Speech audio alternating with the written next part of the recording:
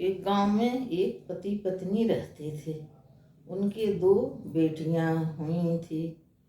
पहली बेटी उनकी रंग काला हुआ सांवली थी और दूसरी बेटी खूब गोरी सुंदर थी। तो दोनों पति पत्नी सना और तना दोनों का नाम था। सना सांवले रंग की थी और भोले बाबा की पुजारी थी। ओम नमः शिवाय, ओम नमः शिवाय शिव बाबा के चर्चा जहाँ होता था वहाँ वहाँ जाती थी, पूजा करती थी। आज मैं यह कहानी सुना रही हूँ मेरे प्रिय दर्शकों। आप लोगों को अच्छी लगे तो मेरे सासू बहू चैनल को लाइक कीजिए, सब्सक्राइब कीजिए। तब सना जब हुई तो उनका रंग सांवला था, इससे उनके माँ बाप उन्हें प्यार नहीं करते थे, पर वह घर का पूरा काम करती थी और अपने माँ बाप का सेवा करती थी और शिव बाबा की भक्ति करती थी। शिव चर्चा जहाँ जहाँ होती थी वहाँ वहाँ सुनने जाती थी। और तना जो थी वह गोरी थी और चंट थी, बड़ी चालू थी। अपना किया हुआ गलती हाल दे उस पर सना पर लगा देती थी कि माँ यह करी, हमने कुछ नहीं करी, यह गलती, झूठे उसकी चुगली करती थी। तो सना को ही डांट पड़ती थी। तना बड़े लाड़ प्यार से पल रही, उसका कोई कदर नहीं करती थी। धीरे धीरे दोनों बेटियां बड़ी हो गईं और तना को पढ़ाएं लिखाएं, सना को न पढ़ाएं लिखाएं। माँ बाप भी उससे पूरे घर का काम कराते थे, जरा भी प्यार नहीं करते थे। एक गरीब घर हेर के सना की शादी कर दी कि ये काली कलूटी है, इससे कौन शादी करेगा। गरीब घर में शादी हो गई और तना की अच्छे घर में, अच्छे लड़का के, खूब धनी घर में ब्याह की। तो धनी थी, इतराती थी, पर सना अपने घरे आई और भगवान की, भोले बाबा की शिव चर्चा सुने, उन्हीं की भक्ति करें, अपने घर का काम काज करें। एक बेटी एक बेटा हुए। वह बड़े कष्ट से अपने पति बच्चों का पालन करती थी। घर में कभी बच्चे मिठाई नहीं जानते थे, कुछ अच्छी चीज नहीं जानते थे, जो रूखी सूखी बनती थी वही खाते थे। और तना के यहाँ खूब धाम धाम था। उनको भी एक बेटी बेटा थे। वह अपने बच्चों का खूब खुशी से बर्थडे मनाए, पूजा कथा सब घूमती। काम की आदत नहीं थी, इधर उधर फुरती और पूरे गांव को न्योता देती थी। थोड़े दूर पर उनकी बहन थी सना, उसके यहाँ निमंत्रण न देती थी कि वह गरीब है, वह काले के आएगी। और सबको निमंत्रण देती। सब गांव के लोग जब जाने लगे, एक दिन उसके लड़के का जन्मदिन था, मनाई थी, सबको निमंत्रण कही थी। तो उसके बच्चे ने कहे कि माँ, सना के बच्चे ने कि आज हम भी मौसी के यहाँ चलें, आप भी चलना, वहाँ मिठाई खाने को मिलेगी और खूब सारे बांध ले आएंगे मौसी से मांग के। तब वो सना कहती है, बेटा किसी के यहाँ नहीं जाते हैं, चलो चलेंगे, तुम बैठे रहो। उसके यहाँ निमंत्रण नहीं आया। जो बाहर निकलती तो सब औरतें सज सज जा रही और कहती हैं, अरे तुम्हारे यहाँ निमंत्रण नहीं आया तो नहीं चली, या तुम्हारे बहन के लड़के का जन्मदिन है, हम लोग सब वहीं जा रहे हैं। तो सना कहती है झूठी कि हाँ हमें बुलाई हैं, मैं अभी घर में काम है निपटा के थोड़ी देर बाद आऊँगी। ऐसा कहकर घर आती है, लेकिन दिन भर जो होती उसकी बहन नहीं बुलाई है, उसके बड़ा दुख होता है। अब क्या करें। तो बच्चों को समझाती है कि तुम लोग नहीं जाना और हम जा रहे हैं, तुम लोगों को लिए ले आएंगे। बच्चे सोचे चलो माँ जा रही है, माँ खा आएगी, हम लोगों के लिए कुछ मिठाई ले आएगी। उसकी बहन जाती है, सना जाती है बहन के घर पर। उसकी बहन न बोलती है न बैठने की कहती है, और जो सबको जुड़ाई है सबको खाना पीना पूछती, गाना बजाना करती, उसकी ओर देखती तक नहीं है। तो सोचती है कि चलो भाई, वह भीड़ भाड़ है, सब काम में लगी है, तो का मेरी और नहीं देखी, बाद में जब सब हो जाएगा जब पूछेगी। वो बहुत देर तक रुकी रहती, उसकी बहन न पूछती है न बैठने की कहती, न खाना देती, कुछ नहीं बोली। और दिन भर बीत गया, रात हो गई बड़ी देर तक, तब वह लौट के आती है।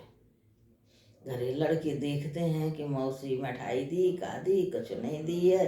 सब लोग बड़े दुखी होते। तो बच्चों को समझाती है कि बेटा हम गरीब हैं, तुम्हारी मौसी बड़े धनी घर में है और सुंदर है,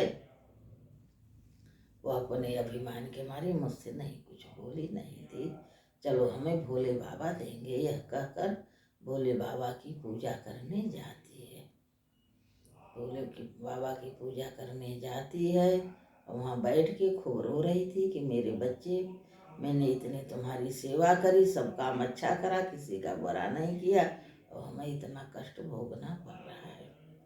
तब भोले बाबा उस पेड़ से निकलते हैं, उसके एक सोने की लकड़ी देते हैं, इतनी बड़ी लकड़ी सोने की देते हैं, और कहते हैं तुम जाओ यह लकड़ी पानी में डाल दो। वह कहती है मैं सुंदर नहीं हूँ, मुझे रूप नहीं है, इसीलिए मुझसे कोई बोलता नहीं।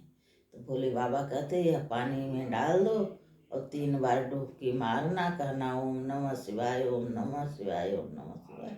बस चौथी बार नहीं बूढ़ना और डुबकी मार के निकल आना है, लकड़ी अपने पास रख। जब वह जाती है तालाब में, 3 डुबकी मारती है, ओम नमः शिवाय, ओम नमः शिवाय, ओम नमः शिवाय कहती है। तो जब बाहर निकलती है तो खूब गोरी हो जाती, सुंदर हो जाती। शिव बाबा दिखाते हैं शीशे में, देखो तुम कितनी सुंदर हो गई हो, अब अपने घर जाओ। अब वह लकड़ी दे देते हैं सोने की कि तुम ले जाओ, जिस लोहे पर छुआओगी तो सोना हो जाएगा, तुम्हारे घर की जीविका चलेगी, अपने बच्चों के पालो, तुम्हें कुछ कमी नहीं रहेगी, यह बात किसी को बताना नहीं। तो वह घर आती है, खूब सुंदर हो गई है। वह लकड़ी एक लोहे पर छुआती है तो सोना हो जाता, उसे बेचकर अपने बच्चों को मिठाई, घर के खाना और कपड़ा ओढ़ना ले आती है। इससे उसके यहाँ भी धन होने लगता है, धीरे धीरे वह भी खूब धनी हो जाती है। यह बात जब तना सुनती है तो उसको नहीं पचती है कि इसके घरे कैसे धन हो गया, क्या हो गया, यह बड़ी आदमी कैसे बनी। तो उसके घर आती है और कहती बहन मुझे माफ़ कर दो, मैंने उस दिन भीड़ भाड़ थी तो तुम्हें न बैठाया, न कुछ खाना पीने पूछा, न कुछ बच्चों के दिया, मुझे माफ़ करो। अब तुम भी हमारे घर चलो, आज मैं आई हूँ तुमसे माफ़ी मांगने और तुम्हें बुलाने, तुम्हें बच्चों को निमंत्रण करने। तो मान जाती है, अपनी बहन के बैठाती है, उसके घर 2-3 दिन तक रुकती हैं और घर का कोना कोना झांकती हैं कि इसके यहाँ कैसे धन हुआ। तब उसकी निगाह जाती है कि एक पेड़ के नीचे वह लकड़ी धरी है, वह लोहे पर वह ढूंढने जाती तो गिर जाती, लोहे पे छू जाती, सोना हो जाता। तब वो यह रहस्य जान जाती है किस तरह से यह धनी हो रही। वो किसी किसी तरह वो लकड़ी चुरा लेती है, अपने आंचल में बांध लेती है। वो कहती बहन अब हम जा रहे हैं। उसकी बहन कहती ठीक। तो जब रास्ते में आती है तो वह लकड़ी उसकी साड़ी से बदबू आने लगती, वह बिल्ली का मैला बन जाती है और बहुत बदबू आती। वो कहती हैं कहाँ से, इधर उधर नहीं देखती, आती है घर में साड़ी छोड़ के फेंक देती है। वो पूरे घर में बिल्ली का मैला फैल जाता, पूरा घर बदबू से रहा नहीं जाता है। अब सब लोग कहते कि अरे क्या ले आई मौसी के यहाँ से, कहा है कैसी बदबू, क्या हो रहा, ले जा फेंको, रहा नहीं जा रहा है। तब वह कहती यह का हो गया, हाय भगवान, लेके आती कि उनका हम लौटा दें। तो जब रास्ते में आती तो भोले बाबा मिलते हैं और चरण छूती और कहती मेरे बहन को तो तुमने गोरी बना दिया, अब मुझे और सुंदर बनाओ। वह तो कैसी सुंदर हो गई, मुझसे भी ज़्यादा सुंदर है।